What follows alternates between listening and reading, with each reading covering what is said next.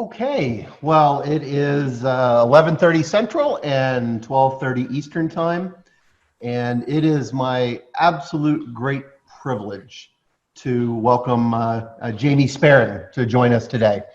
So before I get into the introduction on Jamie, I would like to point out that we are going to go into bi-weekly delivery of this leadership session. Folks are starting to go back to work. They want us to continue on with what we're doing, but it's very hard for them to take off every week at one specific lunchtime. So we're going to go every other week, and we'll take a pause next week, and we'll come back on the 24th of June with our next one. So the topic today is the art of simplification. One of our folks, Christy Napper, who's actually on call today, sent me a quote by Martin Luther King that says that knowledge is a process of piling up facts, but wisdom lies in their simplification. It is my delight and pleasure to introduce an old friend, colleague, and confidant, and an incredibly successful leader, Jamie Sparring. So a little bit about Jamie's background, because he won't tell you. He was a professional baseball player. He was an executive at National Oil Varco. He led commercial operations at Scientific Drilling. He was a co-founder and president of Rubicon Oilfield International. And for the past year, he has been a serial entrepreneur, helping organizations grow and learn and develop. And it is my absolute delight and pleasure, I'll say that again, to welcome Jamie to our phone call today. So welcome, Jamie. Yeah, thanks, Mike. So let's talk about simplification. Let's jump right into it. We heard the quote from Martin Luther King, wisdom lies in simplification. Steve Jobs has this incredible quote about it as well. People talk about simplifying. We simplify our lives. We simplify our work. I come at it because I believe in transformational leadership. And one of the key principles of transformational leadership is that of simplification. So casting a wide net, what does simplification mean to you in your successful career? Yeah, you make it sound so simple, Mike. The one thing about leadership is it's not easy. It's hard. And, now more than ever, us as leaders, we have all of these inputs and outputs bombarding us every day. The level of complexity has been ratcheted up to an order of magnitude that really makes our jobs difficult. And so when we think about all the things that face us in our jobs, whether it's articulating a vision, forming a strategy, or adjusting a strategy based on what's happening in the market, and then ensuring that it's well communicated such that your organization or team can find relevance to it and can take action that can contribute to that future, it's just difficult. And when you start thinking about simplification, for me, it's about, when leaders have the ability to simplify a strategy down to the things that really only matter, which also means that you're often probably saying no to a lot of great ideas, a lot of great input, and even certain opportunities that come in your sphere of influence, where if it is not a pure line of sight towards what you're trying to achieve, it's the discipline to say no. So you have, simplifying the strategy. It's also working in a structure that allows your organization or your team to execute your strategy. It's very, very hard to, put in place the flag in the horizon, as you would say, without a structure and without an environment that allows people to be agile and allows the decision-making process to be expeditious and get to that end goal. So you have structure. And then lastly, it's communication, the ability to articulate a message in a fast, simple, easy, and intuitive way so that people know how to contribute to it. These are difficult, complex things for any leader. And certainly, in my opinion, one of the most important talents and competencies that we must have. We can unpack, any of that, but that's certainly what it means. What it means to me is just delivering line of sight such that you can achieve results faster. Well, and I love the packaging of strategy, structure, messaging, communication. And we've talked in the past about the VUCA world: volatile, uncertain, complex, and ambiguous. And that creates noise and distraction. And what your message is right there is about focus. It's about kind of getting to what matters and what's important. And I really appreciate the ability to say no, because all too often we chase the next potential yes, and we dilute our efforts, don't we? We do. I mean, the old adage is you say no unequivocally and you say yes memorably. Mm-hmm. And, it does take discipline. It takes maturity as a leader. And I'll say, even in my career and my experience, there's been many times where either being part of a leadership team or leading a business where you just get blinded by the things that are just out there versus distilling it down to the things that truly matter. And the ability to say no. You talked about Steve Jobs. Steve Jobs talks about the things that he's most proud about in Apple and his journey is the things that they actually never did. The thousands of ideas that seemed like a good thing at a good time, but they've chosen to go a different path because it wasn't a clear line of sight to their ultimate vision. And being able to create that strategy such that you can back away from the things that on the surface seem great. If it doesn't bring clarity, focus, and simplicity, you just have to say no. It's hard. Let's dive into your experience, because I mean, in honesty, we remember stories, we remember narrative. Can you give me some examples of where this has absolutely worked for you? I mean, as a co-founder of a company, as being the head of commercial strategy in another company, when has that worked? But as importantly, when has it fallen short? Yeah, of course you were going to ask that. I think, where it's worked in, I guess, based on a variety of different experiences, I was recently a part of a business that had a very grand strategy to acquire a number of businesses, consolidate, global enterprises to one ultimate brand that could grow organically, as well as through acquisition to create value over time, and then ultimately, be an enterprise that could either be taken public or to transition off to a new owner. And what we found is the simplicity of the strategy that was created was simply being honest with our employees that, our job is to be the most extraordinary oil field products company in the industry and to create value for our shareholders, and really making sure that each part of that process was distilled down in what I would just call small, simple steps. It's easy to throw out a big, grandiose vision, but if all employees can't say, how do I contribute to that in small, simple steps, it's hard to build that sustained momentum. So what we did is, we really checked in to our organization every day, every week. As leaders, we have to go back down to the basics to say, we have to be present. We have to be self-aware. We have to listen. We have to ask thoughtful questions around, what are you doing today that is perhaps difficult in your job that we could perhaps make your job easier? What roadblocks do you have in front of you that we could potentially remove to make your decision-making process faster? And and it worked, I would say, for a while until, VUCA does step in.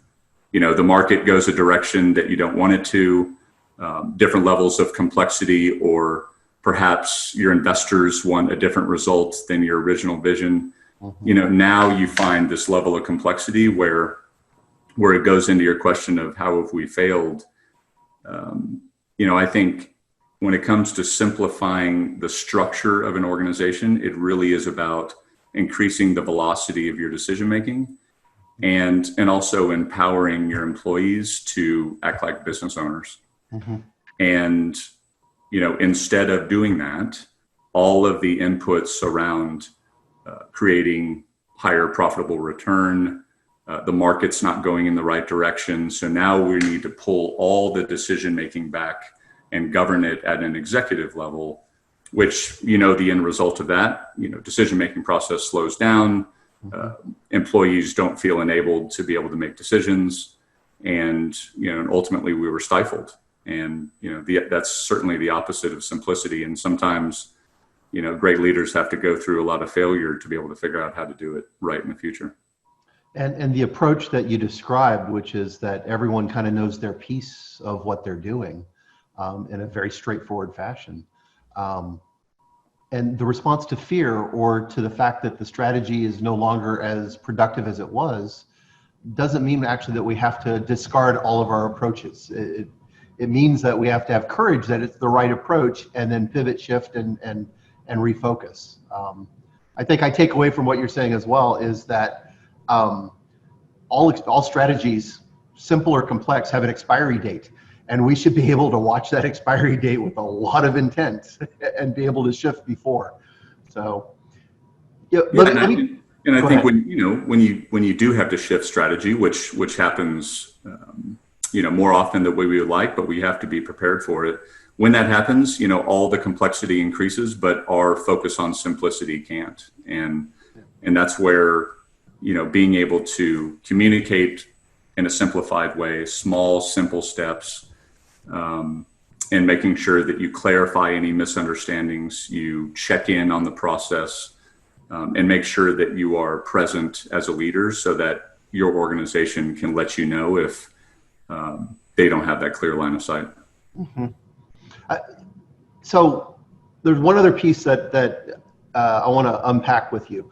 I told you this story before. I'd worked with the Minister of Health at the nation of Malta, and they were struggling coming into the European Union to meet the medical standards of practice. And some hospitals were doing great, some were doing very poorly. In the hospitals that were doing great, that had the lowest mortality, the highest satisfaction, the least recurrence of illness, what we found was the maintenance workers, the janitorial staff, felt that they were part of the recovery team. They had one mission in mind: help people get better. And it was a simple thing, but they were treated with respect from the nurses and doctors, and they weren't strategic elements of the organization, but they had a laser vision on what they were doing to contribute. So what are your thoughts kind of in and around kind of how we describe our roles and how people are dialed into our strategy? Yeah, it's a great question. I mean, you take your example, nurses, janitorial workers, doctors, whomever, their beacon or their purpose is to make people better, right? Well, what if in an organization you now look at job descriptions not as a laundry list of activities that we must fulfill every day, or a number of initiatives on a long Excel spreadsheet, but only the measurements of success? So what if your job description was really half a page long and it was only the things that you were here to achieve, and that's it? That then provides an employee, ultimately that flag in the ground to say, okay, I have a problem in front of me. I know what I'm here to achieve. How I get there, that's pretty simple to me. I have a breadth of opportunity. I have resources around me. I can make decisions as long as I know that I'm responsible for that end result. And I think that's a wonderful way to look at it. Those nurses and janitorial workers, they knew what they were there to produce, and they knew what they were committed to. I think many employees get lost in how simple it really is and what they're there to do, because they're lost in all the things that tactically, they're asked to do every day. Yeah, the never-ending gobstopper of task lists. Yeah. So let's pivot just a little bit. That strategy and organizational processes do become fairly complex and interconnected. How can we simplify those without actually losing something that's quite critical and important? I mean, so let's talk about the how of simplification. I think we've got a good case for the why. Yeah, I mean, I think it goes back to the method by which you create your strategy, your structure, and then ultimately the way you communicate it. The why is quite evident, but the how, the roadmap to be able to do that, I think it goes back to the ability to say no when you're creating your strategy.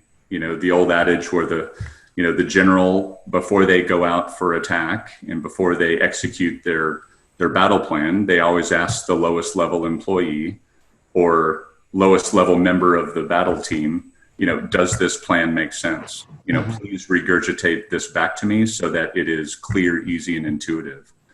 And I think that's a practice that certainly most of us as leaders is try to do, is be a little bit more inclusive to make sure that we do a gut check on our simplification. And then, it is organizational structure. If you have an organization that is more accountable to their teammates than they are what their boss thinks of them, then now you have an outward looking organization where customer focus and value creation, really become the output of, trying to achieve that strategy.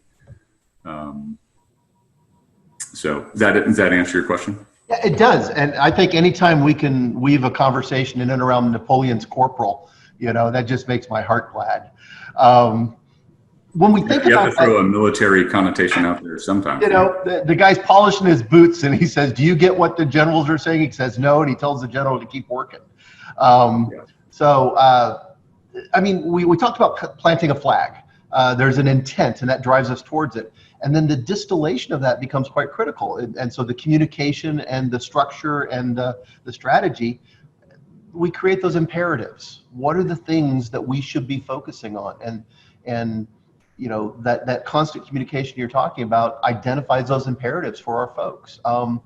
And it answers the question, doesn't it? Here's where we put our effort, but as importantly, these things aren't a priority. It offsets what's important versus unimportant. Yeah. I think helping the urgent versus important is good, but when you talk about your strategic imperatives, those are generally created when the leadership team goes off on an offsite meeting for a couple of days, works through what we believe our flag in the ground is going to be. And what do you come back with? You come back with a long list of initiatives, most of it pretty complex and very specific. And then it's time to try to distill it all down to the point where we can clearly communicate it with words that truly have meaning versus, high level leadership words that most people who are doing the doing don't know how to achieve it. And, it's getting back down again to those small, simple steps. If you have a strategic imperative of, customer focus or the customer experience, it's helping employees get so linear to that line of sight of the customer experience where it is back to those small, simple steps. It's what can we do today to advance our customer experience? What can we do this week that is so small and so achievable that we just can't fail? And, it's about building sustained momentum and motivation in an organization. And I think you do that by a combination of a very simple and clear purpose coupled with small, simple steps.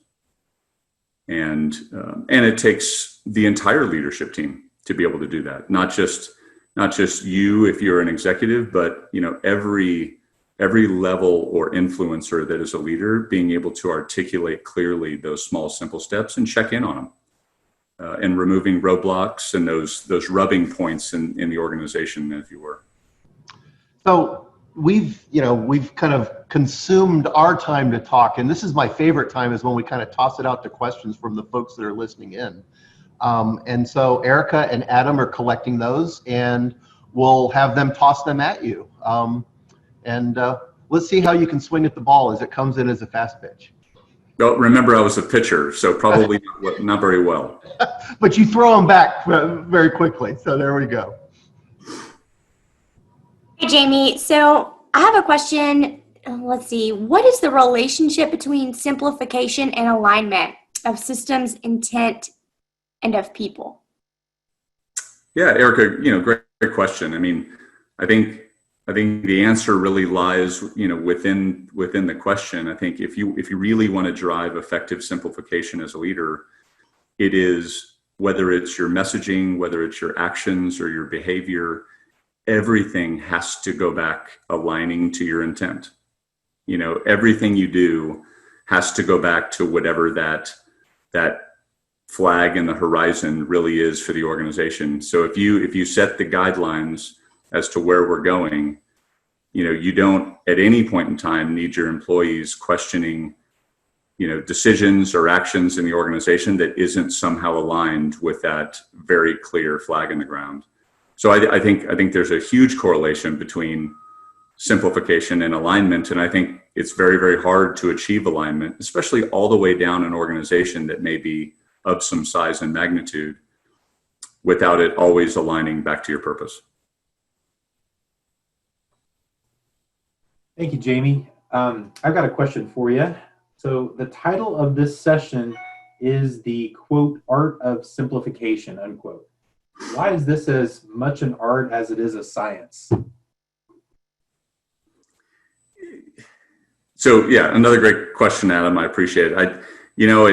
I may be a little bit biased. I think that there's very, very little science in leadership. I think that, most of it is truly art. I think it all can be acquired and learned, but, the one massive variable you have is people, and you have, decisions and choices and free will and outside factors that we can't control. And so when you think about, the artfulness of, distilling down information such that people can clearly see what they can do about it in simplification, I think it's all an art. You can put all the processes around making things more simple. You can streamline decision making through, decision matrices and hierarchies and however you want to go through it. But, at the end of the day, as leaders, we're going to have so many things that are bombarding us that really try to challenge our thinking, and it's being able to navigate through that and staying back to the alignment of your purpose. It's making sure that we are communicating the things that only matter. It's being able to have the discipline to say no. And so, all that, for me is, there's no process that can really, bound a good result. It's really just, the intuition of being a good leader. Thanks, Jamie. So my next question is, how does simplification impact organizational agility? Directly. So if you don't have action, you don't have agility, and if you don't have speed, again, it's hard to be agile and flexible to a marketplace. Despite what industry you're in, right now in this global economy, I don't know an industry that isn't facing a severe amount of ambiguity and change and volatility. And, the companies that win, the companies that take market share, the companies that service their customers better than most are the ones that are more agile, the ones that are not stifled by bureaucracy, the ones that have fast decision-making processes. And so I would also argue that those agile companies have a very, very clear and visible beacon as to where the company is going. Each employee knows how to contribute to that vision. And, as a customer, you're generally going to make decisions based on the companies that make it easier to do business. And I think ease of business is largely driven by simplicity. And so hopefully that answers your thought. Thank you, Jamie. So I'm quite interested in a deeper take on your statement about job descriptions. If we don't have strong job descriptions, doesn't that make it difficult to hold people accountable? It does, and I think there's a risk in that methodology where I think that where often job descriptions fail, or more than that, just clear expectations that are provided to employees by leaders is less about what I want you to do and the activities that you are responsible for. It's more around here are the measurements of success. Here's what it looks like when you are doing your job really well. Here's the contribution that you're able to make based on your authority and your your responsibility. And it's really just, giving employees every day an unequivocal knowledge with here's what I am here to achieve for the organization. And I think and if you look at typical job descriptions, they're not that. It's tasks. It's, I am accountable to work with this department. My job is to build these specific reports. But what it doesn't say is, my job is ultimately here to enhance the cash flow cycle, or to improve the customer experience, or to accelerate new technology development. And so, again, I agree that there may be some risk in, the level of accountability, because there may not be pointed tasks to say, yes, you did, or yes, you didn't do that. But man, I argue that you would be able to, free up any barriers for employees to use more creativity, more judgment, and the overall agility of not only themselves, but the team around them would likely increase. And I think it's a different way to be able to look at, bringing on employees and setting objectives, and giving them a little bit more ownership towards the end result. Jamie, also, if you and I've seen enough job descriptions that have one small sentence at the end and other duties as described, and that ends up being the bulk of what people are doing. Yeah, the other duties are actually the important stuff. Yeah. And when we start thinking about, simplification, it doesn't mean reducing value. And job descriptions don't change as rapidly, perhaps, as what we need our people to do, particularly in an agile organization. And when we're captured and codified by a job description that was led, 6 years ago, we may not even be hiring or attracting the right people into that position that are fit for the purpose we have right now, let alone fit for future purpose in terms of capability. So I'm with you. I think we'll be fighting a very long battle to change that. But God, wouldn't it be great to say the job description is to create the best learning environment for our students, and then we have that managerial conversation to talk about what does that look like? How does that fit? What do you bring to the table with passion that helps you kind of get to that outcome? Yeah, I'm with you. And I would agree. It's certainly an uphill battle, I think, for any industry. But I also do see a trend of more strategic and critical thinking coming out of HR organizations that really are business partners. If you get away from the old adage of many years ago, HR being kind of blocking and tackling for an organization, keeping people out of trouble, it really is a business partner and leadership role that can start to look differently around producing results and enabling employees to have, creativity and ownership of an end result. So I think, it's an uphill battle, but I think we're getting closer as time goes on. And, I think the dynamics of many organizations are going to be re-looking at these types of things as we go forward. Thanks, Jamie. So my next question, it seems that simplification requires a strong cultural element. How do we bake that strong cultural element into our current company cultures? Well, I think it's largely, what we've been talking about is, first of all, if we're able to define, the essence and the personality of our culture, then, that needs to be spoken to and kind of breathed into our strategy with everything that we do. So, if the culture of an organization today really isn't about, creativity and personal ownership and, agility, and we do things fast and we have fun, and it's more around, rigid structural processes, then I think it's time to, maybe go through a cultural exercise to say, do we actually have the cultural readiness, to do the things that we want to do? I mean, sometimes cultures aren't ready for, radical shifts in strategy and things like that. And I think no matter what, as long as you make things simple, you'll at least, get through the hard stuff and make sure that, people are at least able to react and take action. Jamie, on the note of culture, to what extent does a company's culture need to be changed to allow for simplicity? And can simplicity change culture or vice versa?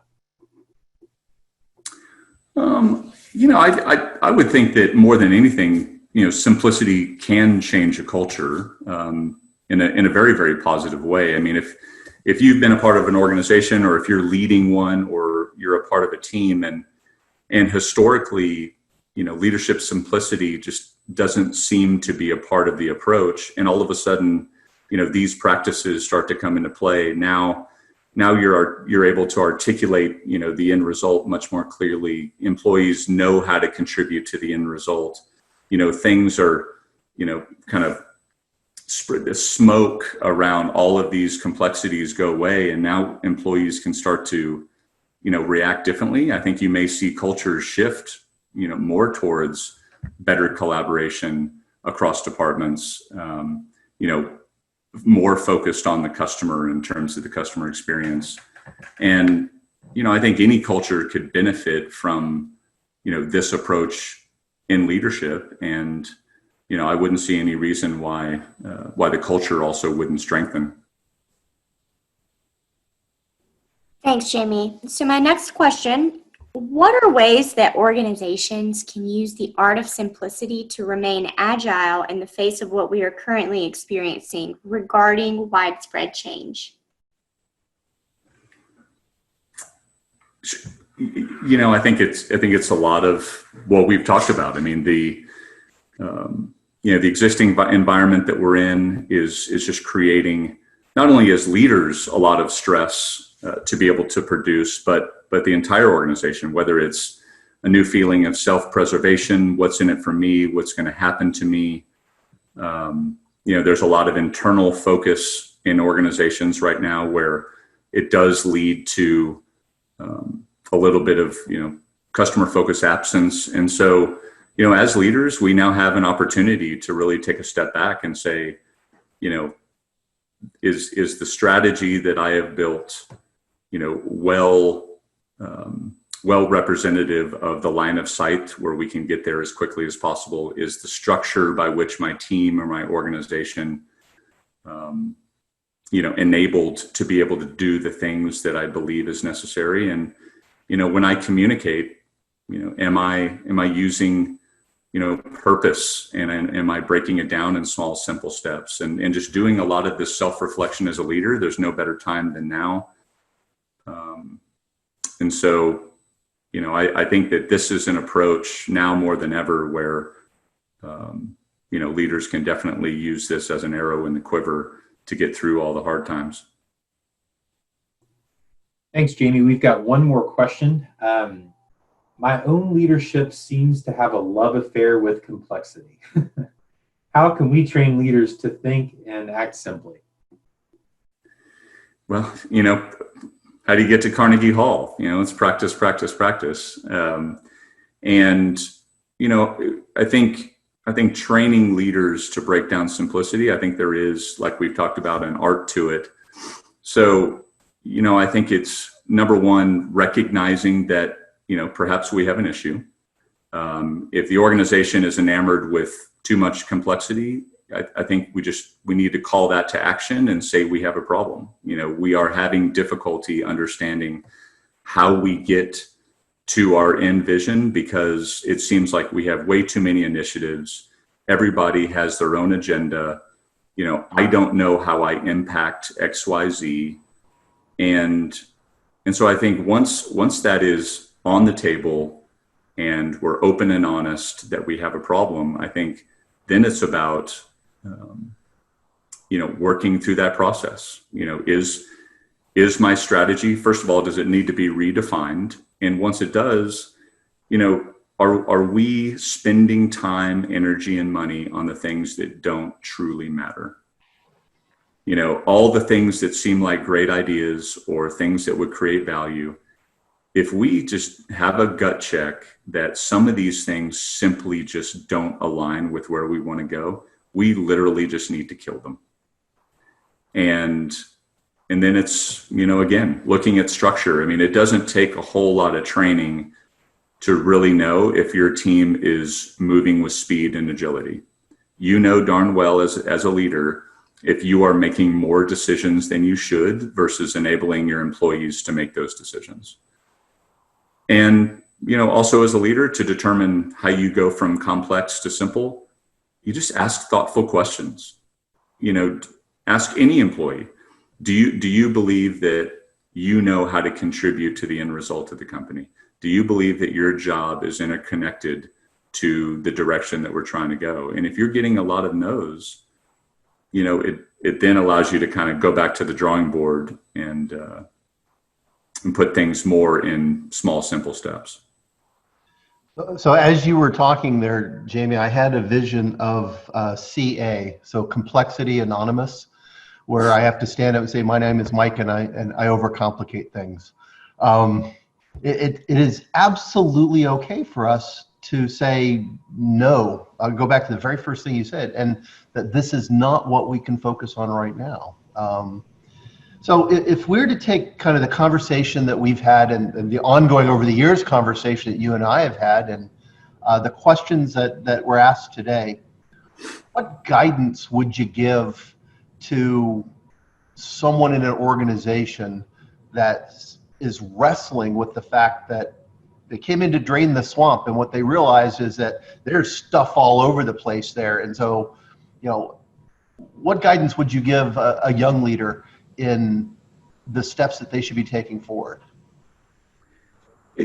So, the clear, easy one, first of all, is leadership is extremely hard. So don't be so hard on yourself.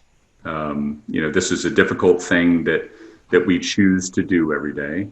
And so, making sure that, you are personally having the energy to be that leader, which means you can't fulfill others with an empty cup. So if you are putting in, way too many hours, exhausting way too much time and energy trying to fix things with brute force, just be open to the possibility that you can quiet the noise and see a clearer path if you just take a breath. Take a breath, take a step back, do a little reflection. I think the other thing, about leadership right now is just doing the basics extremely well. An old adage, when you have American football, the NFL coaches go up to the podium after a really hard loss. And I do believe that most professional sport managers are good leaders, and they know how to get performance out of elite athletes. But I always find it funny, and I chuckle every time an NFL coach comes up after the podium after, getting creamed by the other team. They say, well, we're just going to have to get back to the basics. Well, if that's the case, then why did you ever leave the basics? Mm-hmm. And those basics for everyone are a bit different, but they're about being extremely self-aware and mindful, being present and being where your feet are. The greatest thing as a leader you can give anyone in your organization is undivided attention. It's the greatest gift you can give any human being is your attention.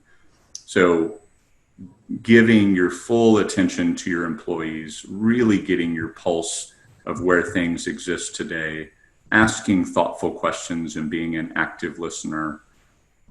And I think you'd be surprised of how quickly you can define the current state. And if the current state is we have way too much going on, we're spending way too much time and energy on things that aren't creating value, trust me, you're the second person to realize this is happening, because your employee base is the first. They've been wondering why we've been doing these things for so long, so you might as well get rid of them. Yeah. So it's certainly not easy and no secret sauce, but that's the advice I'd give. Well, it is sound and sage advice, and I can see why you have such a loyal employee base. Because I know a lot of folks that have worked with you over the years, and they adore you as a leader. So, thank you so very much, Jamie. I will tell the folks that are listening that you've got a website of where you've posted some of your thoughts, and it's jamiesparing.com. Did I get that right? You did.